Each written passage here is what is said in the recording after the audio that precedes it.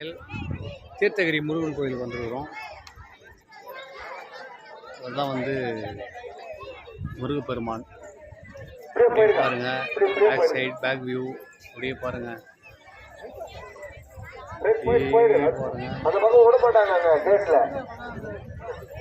பக்தர்கள் அன்னதானத்திற்கு நன்கொடை அளிப்பவர்கள் அளிக்கலாம். தயவு செய்து யாரும் கற்பூரம் ஏற்ற வேண்டாம். பக்தர்கள் கவனத்திற்கு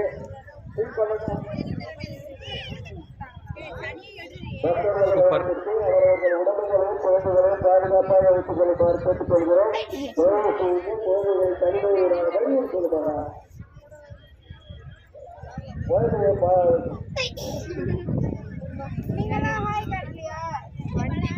அகத்தி ஆளை காணும்.